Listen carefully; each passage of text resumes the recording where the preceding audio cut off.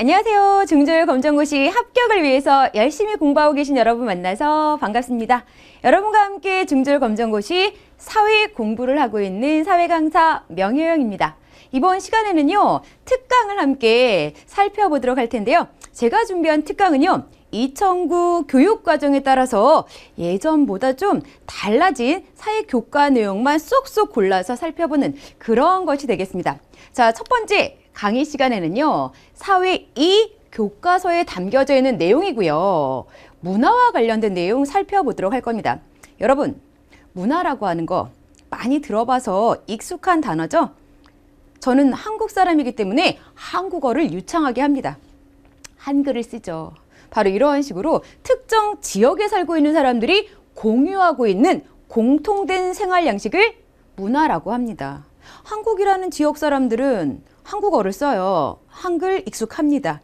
그런데 미국에 가봐요. 전혀 다른 언어, 다른 문자를 쓰잖아요. 그러한 식으로 세계에는 여러 지역이 있듯이 문화라는 것도 그만큼 다양할 수밖에 없습니다. 다양한 세계의 문화를 살펴보는 게 핵심이구나 느낌 오지 않으시나요? 자, 그런데요, 오늘날은 세계화라는 흐름이 있어요. 세계 여러 지역 간 교류가 활발하게 이루어집니다. 그래서 또 나타나는 모습이 있어요. 분명히 한국 사람인데 영어도 공부하고 영어도 꽤 잘합니다, 사람들이. 영어는 우리말이 아닌데도 불구하고 세계 여러 지역 사람들이 영어를 공유하고 있어요.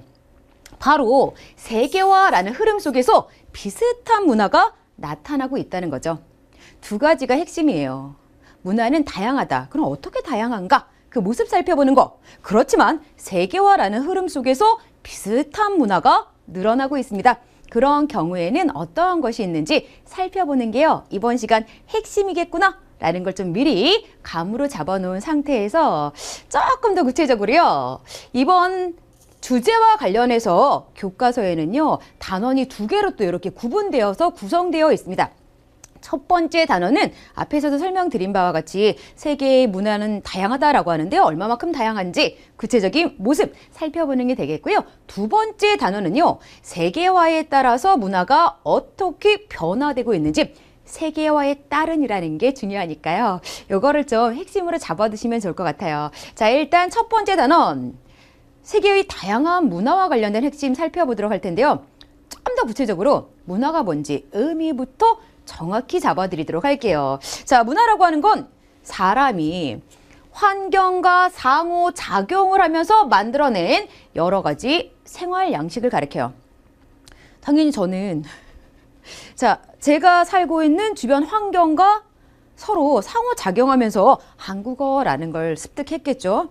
제 주변에는 어렸을 적에 엄마, 아빠가 계셨을 겁니다. 그분들로부터 엄마, 아빠 해봐 라는 걸 여러 차례 학습받으면서 한국어가 익숙해진 걸 거예요. 그런 식으로 사람들이 자기 주변과 상호작용하면서 만들어낸 여러 가지 생활 양식들을 문화라고 하는 겁니다. 그럼 문화에는 당연히 언어, 종교, 의식주, 생활 양식, 다양한 모습들이 있겠죠.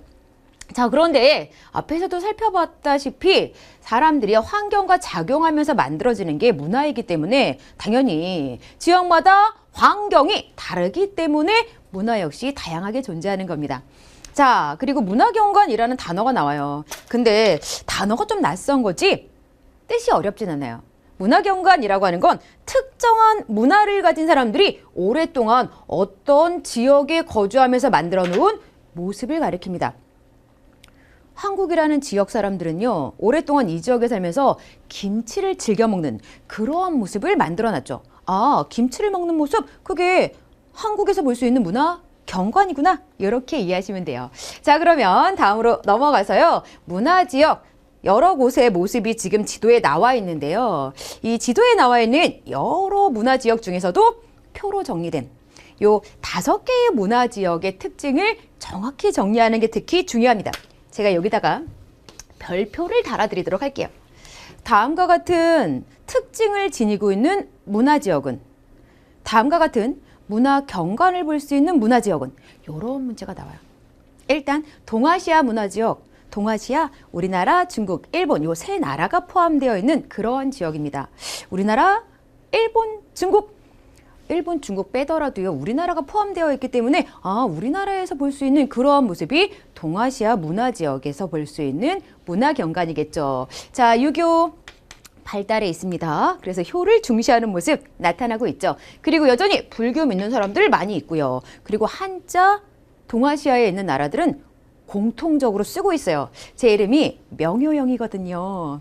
명효영이라고 하면 한글 이름 같지만 발길명, 효도효, 꽃뿌리 영입니다. 한자 이름이더라고요. 여러분도 아마 여러분의 이름만 살펴보더라도 맞아, 한자 쓰고 있어, 이해가 팍팍 될 거예요. 그리고 쌀밥이 주식이잖아요. 벼농사를 짓기 때문이죠. 그리고 젓가락으로 음식을 집어먹는 이러한 모습 나타납니다. 여러 지역의 문화, 경관 중에서도 특히 우리나라가 포함되어져 있는 동아시아 문화 지역이 중요하니까요. 요거부터 정확히 정리하세요. 자, 그리고 좀 더 남쪽으로 내려가면 이제 베트남, 필리핀, 인도네시아 이러한 나라들이 있는 동남아시아 지역이 있습니다. 그 지역은요, 종교가 워낙 다양해요. 그리고 1년에 3번씩이나 벼농사를 지을 정도로 벼농사가 크게 발달해 있습니다. 그리고 중국과 인도의 영향을 많이 받는 그러한 특징이 또 나타나요. 자, 그리고 인도로 내려가면요, 인도 같은 경우도 시험 문제 나올 만해요. 왜 그러냐? 두드러진 특징을 가지고 있기 때문인데요. 힌두교를 가장 많은 사람들이 믿어요. 그래서 힌두교를 믿는다. 이게 특히 중요해요. 힌두교와 더불어 불교가 만들어진 발상지이기도 합니다. 그리고 힌두교를 많이 믿다 보니까 힌두교에서는요, 이 신분제도라는 걸 아직도 인정하거든요. 힌두교에서 믿는 신들은 사람을 만들 때 신분을 나누어 만들었다라고 생각하는 겁니다. 신이 주신 신분이기 때문에 받아들여야죠. 그런 것과 연관지어서 카스트라고 불리는 신분 제도가 특이하게 있는 그러한 지역이 인도라는 나라예요. 그래서 인도 문화 지역과 관련된 모습은 카스트, 힌두교 이 2가지 정도는 꼭 잡아 두셔야 합니다. 그리고 아랍 문화 지역이라고 표현해도 되고요. 이슬람 문화 지역이라고 표현해도 되고요. 특히 아랍인들이 많이 살고요. 이슬람교를 주로 믿는 지역이 서아시아 지역이에요. 경우에 따라서는 서아시아 문화 지역 표현 바뀌는 경우도 있습니다. 어찌되었건 간에 이 지역은 이슬람교 대다수가 믿고요. 아랍어라는 언어를 주로 씁니다. 워낙에 건조한 기후가 발달해 있기 때문에요. 농경이 크게 발달하지 못했어요. 가축을 데리고 다니면서 키우는 유목을 주로 합니다. 그리고 더러더러 이렇게 연못 같은 게 만들어져 있는 오아시스에서 농사를 짓는 그런 모습이 나타나요. 오아시스 농업을 통해서 대투야자를 많이 재배합니다. 그리고 서아시아, 석유가 세계에서 가장 많이 매장되어 있는 그러한 지역이죠. 석유 산업이 크게 발달해 있습니다. 자, 마지막 유럽 문화 지역 갈게요. 유럽 사람들은 대부분 크리스트교라는 종교를 믿습니다. 그리고 유럽 하면 떠오르는 나라 있을까요? 네, 프랑스, 영국, 독일, 경제적으로 선진국에 해당하는 나라들이죠. 산업화가 일찍 이루어졌다라는 특징을 가지고 있는 겁니다. 자, 여기 부분에서는요, 동아시아 1순위로 공부하시고요. 인도, 서아시아 또는 아랍, 이슬람 문화 지역이 특히 시험에 잘 나오니까요. 요 3지역부터 정리해 두시면 좋을 것 같아요. 다음으로 넘어가도록 할게요. 자, 지역마다 이 문화의 차이가 나타나죠. 그런데 이제 기준을 정해서 어떻게 차이가 나타나는지 조금 더 구체적으로 살펴볼 거예요. 자연환경이 달라지면 당연히 문화가 달라집니다. 자연환경에 적응하거나 이용하는 방식이 지역마다 다르기 때문에 문화의 지역차가 나타나는데요. 이러한 내용 크게 신경 안 쓰셔도 돼요. 여러분이 신경 써서 공부하실 건 표에 정리된 바로 이 내용입니다. 자, 열대기후가 발달했어 라고 하는 건 1년 내내 덥고 비가 자주 온다라는 소리예요. 하루에 한 번꼴로 소나기가 내리곤 합니다. 그런데 소나기 반짝 내렸다가 바로 개요. 그래서 뭐 그렇게 비가 왔다라고 해도요, 사람들이 뭐 그렇게 힘들어하지 않는 것 같아요. 자, 어찌되었건 간에 열대기후의 특징이 저러하기 때문에 워낙에 더위를 식히기 위하여 바람이 잘 통하고 얇은 옷 입어요. 옷을 안 입는 경우도 많이 나타납니다. 그리고 풀과 나뭇잎을 이용해서 옷을 만들어 입는 그러한 아직까지 원시 부족 생활을 하는 아마존 열대밀림의 여러 부족들도 있습니다.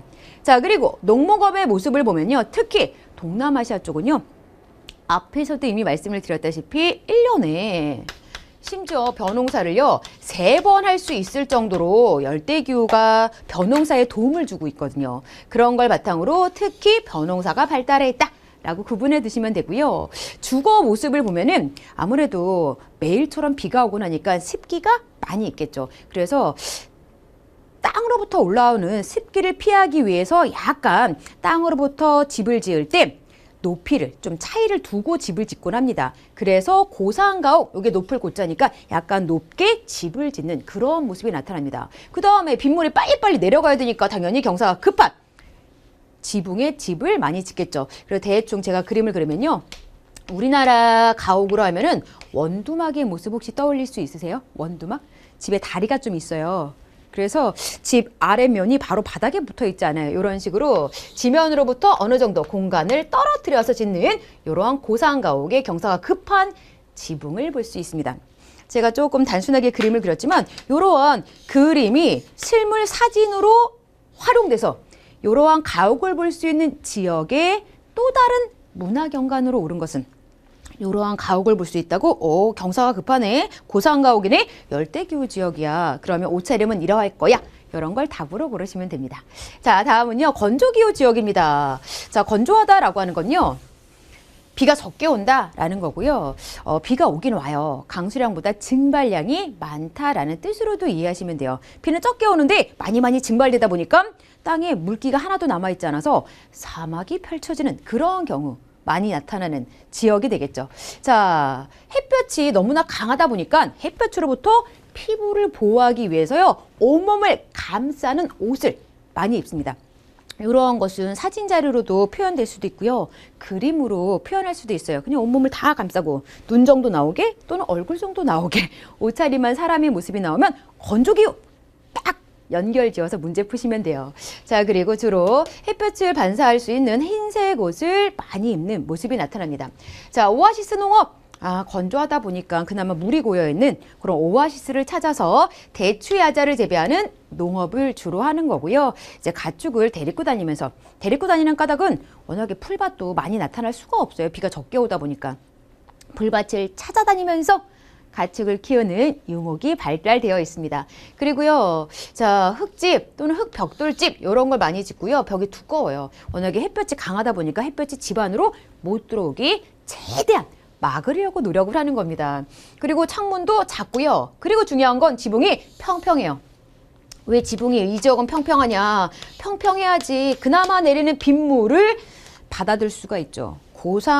열대기후 지역처럼 지붕이 가파르면 찔끔찔끔 내리는 빗물이 다 이렇게 쓸려 내려가기 때문에 물을 몰 수가 없어요. 그래서 어느 정도 물을 모으기 위해서 이렇게 평평한 지붕을 짓는다는 거. 자, 그 다음에 이동식 가옥 같은 경우는요, 워낙에 이동하면서 가축을 많이 키우다 보니까 이러한 유목과 연관지어서 집을요, 좀 안정적으로 짓기보다는 이동하기 편하게 짓는 그런 모습이 나타나곤 합니다. 자, 한대기후, 정말 추운, 강한 추위가 나타나는 그런 기후지역입니다. 추우니까 자연스럽게 두꺼운 옷을 입겠구나. 털옷 같은 거 입겠구나.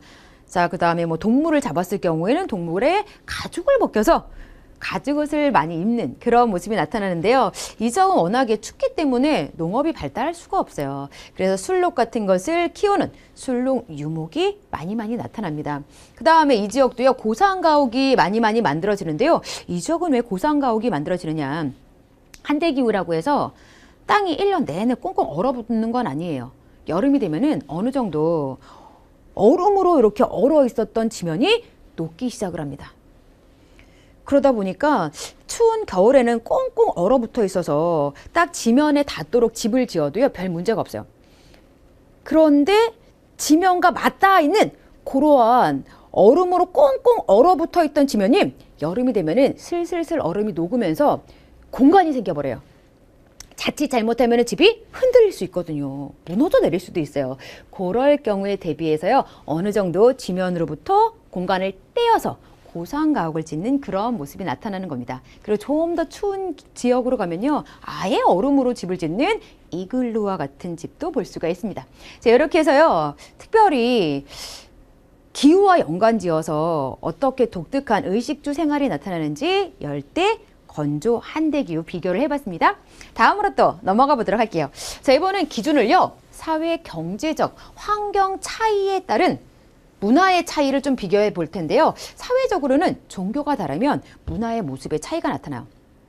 이게 무슨 말이냐? 불교를 주로 믿는 지역에 가면은 당연히 불교와 관련해서 절 짓고 불상 만들고 탑 쌓고 절에서 즐겨 먹는 뭐 나물 중심의 사찰 음식 이런 모습이 많이 나타나겠죠. 그에 비해서 힌두교가 또 특히 특별한 모습을 만드는 종교인데요. 소를 신처럼 여기기 때문에요. 절대 쇠고기를 먹지 않습니다. 그런 특이한 모습이 이제 힌두교라는 종교에 따라서 나타나는 문화의 모습이다라고 생각하시면 돼요. 그리고 겐지스 강을 또 신성한 강으로 여기기 때문에 힌두교를 믿는 사람들은 겐지스 강에 가서 목욕을 하고 여러 가지 일상생활을 즐기는 그런 삶을 살아간다라고 생각하시면 돼요. 자, 그리고 또 힌두교 말고 이슬람교가 종교 관련해서 생활에 영향을 많이 미치는 그런 종교거든요. 이슬람교는요, 돼지를 혐오해요. 돼지를 더러운 동물이다라고 여기기 때문에 돼지고기를 먹지 않는 특이한 모습이 나타납니다. 여러분 여기서 헷갈리시면 안 돼요. 쇠고기를 먹지 않는 종교는 힌두교. 인도에 가면은 쇠고기 먹으시면 큰일 나요. 자칫 잘못하면 혼날 수 있어요. 자, 그에 비해서 이슬람교를 믿는 그러한 지역에 가면은 돼지고기를 먹지 않는 독특한 문화 경관을 경험할 수 있는 겁니다. 자, 그리고 여성은요, 히잡이라고 해서요. 특히 이슬람교에서 여성은 평생 새 남자에게만 얼굴을 보여야 된다. 이런 게 있대요. 피부를 함부로 드러내면 안 돼요. 어렸을 적엔 아버지, 뭐 결혼한 다음에는 남편, 결혼한 후, 그러니까 애를 낳은 다음에는 아들 정도에게는 이제 보여줄 수도 있겠죠. 그렇지만 그 이외의 남성에게는 함부로 몸을 보여주면 안 되기 때문에 얼굴을 가릴 수 있는 그런 천을 두르고 다닌다라고 생각하시면 돼요. 그리고 하루에 5번 메카를 향해 기도하는 그런 모습이 이슬람교와 관련된 문화 경관이 되겠습니다. 자, 그리고 크리스트교라고 한다면 당연히 교회나 성당 이런 건물을 많이 짓고 예배를 드리겠죠. 그리고 십자가, 성모자상 이러한 것들을 많이 볼 수 있습니다. 자, 다음으로 넘어가서는요, 이제 기준을 또 경제 발전으로 좀 바꿔봤어요. 경제가 좀 더 발전된 도시 지역에서 볼 수 있는 모습. 경제가 도시보다는 좀 덜 발달된 촌락 지역에서 주로 볼 수 있는 모습에는 차이가 있다는 거죠. 도시 같은 경우는 당연히 높은 건물, 넓은 도로, 상점이 많이 한 곳에 밀집되어 있는 그런 모습. 현대적인 의식주 생활 모습이 발달이 되어져 있죠. 그에 비해서 이제 촌락 같은 경우는 자연환경이 많이 남겨져 있고요. 옛날부터 전해 내려오던 전통적인 생활 양식이 많이 유지되고 있는 차이가 나타나는 겁니다. 이건 크게 어려운 내용이 아니니까요. 빨리 다음 내용으로 넘어가도록 할게요. 다음에 이제 살펴볼 내용은 문화의 지역차 중에서도요, 이제 문화 전파에 따라서 어떻게 차이가 나타나는지 이 모습을 볼 텐데요. 자, 문화 전파라는 건 다른 지역의 문화가 우리 지역으로 전해지는 그러한 모습을 가리켜요. 자, 그런데 다른 지역의 문화가 전파되는 속도의 차이라든지 다른 문화를 받아들이는 태도에 따라서 지역마다 똑같은 문화가 전파되었지만 결과가 다를 수 있다라는 뜻이에요. 좀 더 구체적인 사례 보여드리도록 할게요. 자, 원래 우리나라에 있던 문화랑 새롭게 전파된 다른 지역의 문화가 합쳐져서 새로운 문화가 발전하는 그런 경우도 있고요. 또는 다른 지역의 문화가 우리 지역으로 전해졌는데 전해진 모든 문화를 받아들이는 게 아니라 우리 지역에서 감당할 수 있는 그러한 것만 선택적으로 수용하는 그런 경우가 있어요. 그런 경우가 대표적으로 교과서에서는 자, 라틴 아메리카 쪽에 있는 이 경우를 많이 가르치고 있거든요. 자, 크리스토교가 이제 라틴 아메리카 쪽에 전해졌어요. 크리스토교가. 그래서 이제 크리스트교와 관련해서 성모자상이 곳곳에 많이 세워져 있습니다. 그런데 크리스트교는 앞에서도 이미 확인했다시피 유럽인들이 주로 믿는 그러한 종교예요. 유럽인들의 피부색은 백인이니까 하얀색이겠죠. 그런데 라틴 아메리카 쪽은 좀 피부색이 다르단 말이죠. 구릿빛 피부가 많이 나타납니다. 그래서 그런가 구릿빛 피부의 자신들의 모습은 지키면서도 크리스트교를 받아들였어요. 크리스트교를 믿는 사람들이 만들어 놓은 성모자상의 모습을 그대로 받아들인 게 아니라 크리스트교에서 성모 마리아와 예수님 하나님을 믿는 그런 생각은 받아들였지만 외모 자체를 굳이 우리가 똑같이 따를 필요는 없다라고 생각해서요. 라틴 아메리카 쪽에 세워진 성모자상을 보면요. 피부가 갈색입니다. 이런 식으로 무언가를 받아들이긴 받아들였지만 선택적으로 받아들이면 결과가 다르게 나타난다는 거죠. 우리나라에도 크리스토교가 들어와 있고 성당에 가면 성모자상을 볼 수가 있어요. 그런데 대체로 백색의 피부를 많이 가지고 있습니다. 우리나라는 성모자상을 만들 때 그대로 받아들이면서 만들고 있는 거죠. 차이가 있죠. 자, 특정 문화 지역의 범위가 확대되는 그런 경우도 있다. 요거는 무슨 말이냐면요. 기존의 문화는 거의 사라지고요. 새롭게 전파된 새로운 지역의 문화가 이 지역에 많이 나타나는 경우도 있다라는 건데요. 워낙에 라틴 아메리카에 유럽 문화가 많이 전해져서요. 예를 들자면 브라질 같은 경우는 포르투갈어를 써요. 포르투갈? 유럽에 있는 나라거든요. 포르투갈 사람들이 이 브라질 지역을 식민지로 삼고서 오랜 시간 동안 통치를 했었거든요. 그 시간 동안 전해진 유럽의 문화가 고스란히 남겨져 있는 겁니다. 그러한 식으로 유럽 문화가 라틴 아메리카 지역까지 범위가 확대되는 경우도 있구나. 그리고 여기에서는요, 사실 요거를 조금 신경 쓰면 돼요.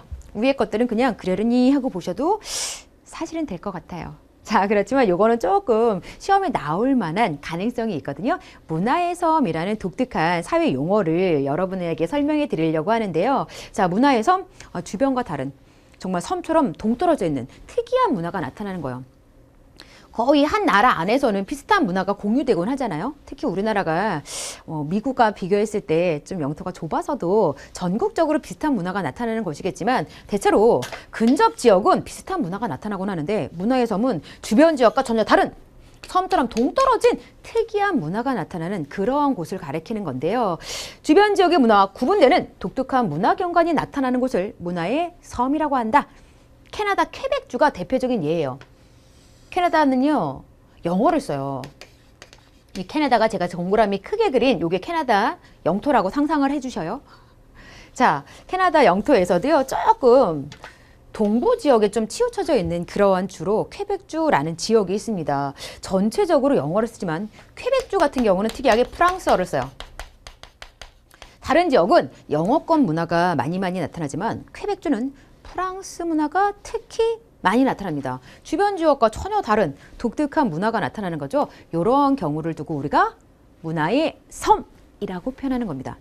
미국에 가도요, 차이나타운도 있고요. 그 다음에 코리아타운도 있어요. 미국이라는 커다란 그런 지역 중에서도 차이나타운에는 중국 문화가 집중적으로 나타날 거고요. 코리아타운에는 한국 문화가 집중적으로 나타나겠죠. 주변과 다른 문화 경관이 나타나는 그런 곳을 문화의 섬이라고 부르는 겁니다.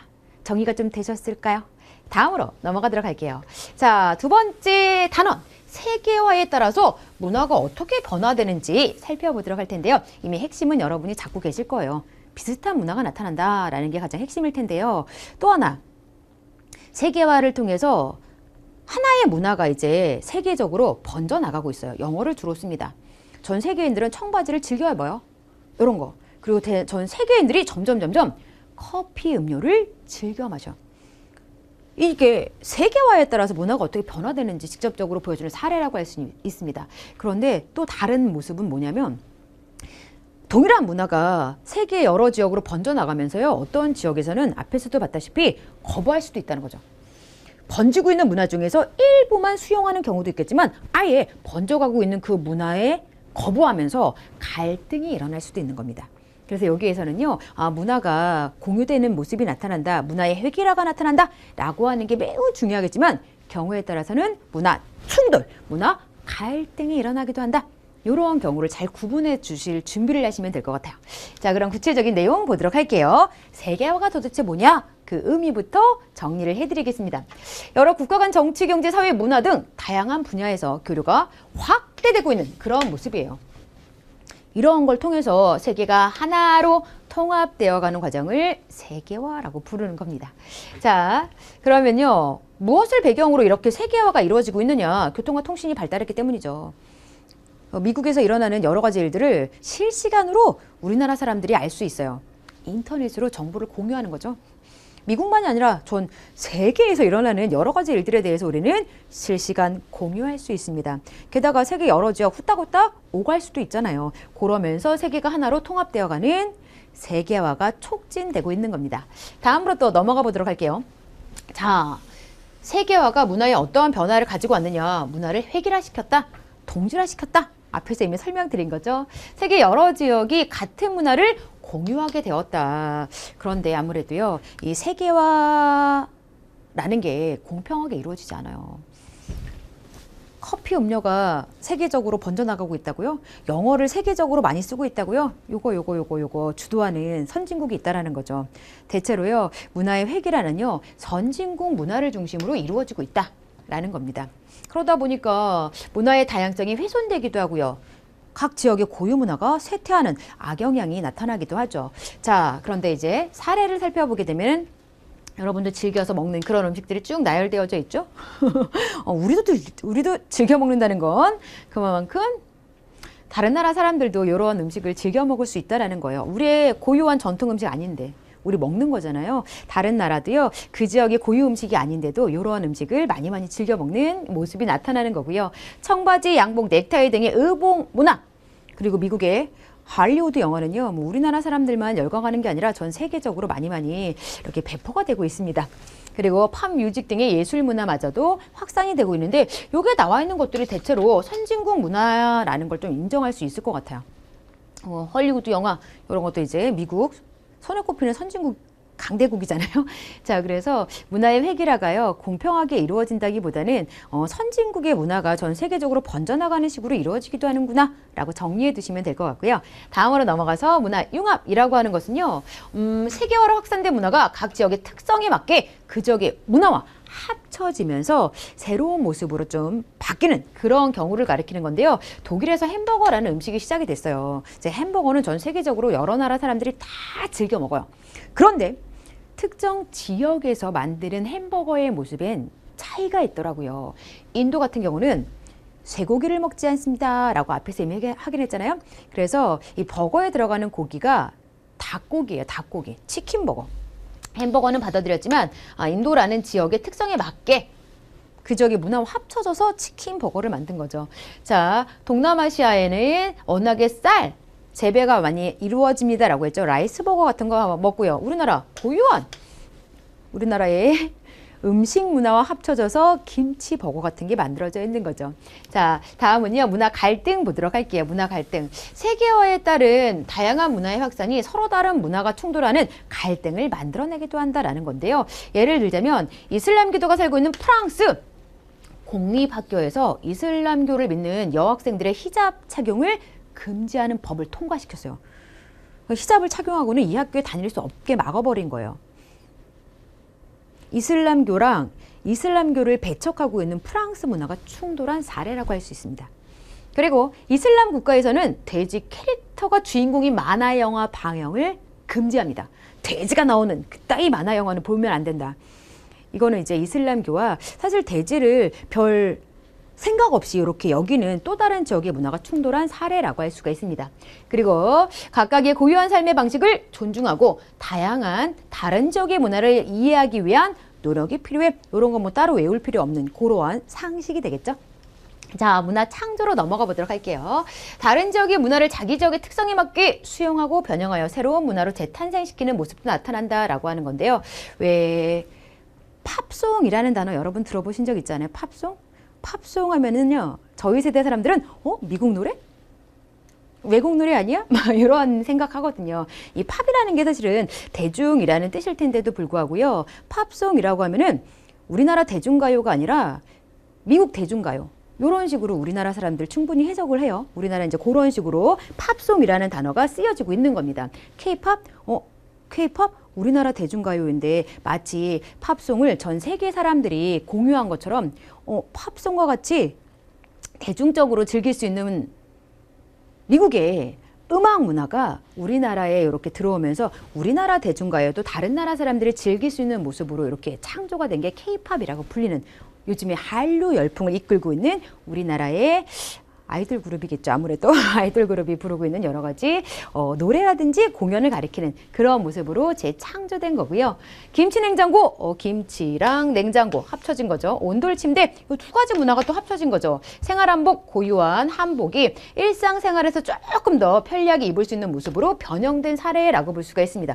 이런 식으로요. 원래 우리의 고유 문화인데 다른 지역의 문화와 합쳐지면서 새롭게 창조되는 그런 경우도 있다라고 보시면 됩니다. 사실 문화 창조라든지 문화 갈등 이런 것보다도요. 맨 앞에서 제가 설명드렸던 문화의 회귀라, 동질화 이런 모습이 나타나는 배경이 세계화야. 이게 가장 중요한 핵심이니까요. 요것 중심으로 내용을 정리하시면 좋을 것 같습니다. 됐을까요? 자, 이렇게 해서 다시 한번 살펴본 내용들 그냥 화면으로 보여드렸고요. 자, 이번 시간의 강의가 모두 마무리가 되었습니다. 여러분, 이번 시간은요, 문화의 다양성과 세계화라고 하는 학습 주제로 이야기를 나눴어요. 학습 주제 속에 핵심이 담겨져 있었죠. 문화가 어떠한 모습으로 다양할까? 그렇지만 세계화라는 흐름 속에서 어떠한 변화가 또 이루어지고 있을까? 이런 걸 머릿속에 잘 간직해 두셨다가요. 스스로 복습하실 때 꼭 이런 핵심 떠올리면서 살펴보기를 부탁드릴게요. 이번 시간 열심히 공부하시느라고 수고 많으셨습니다.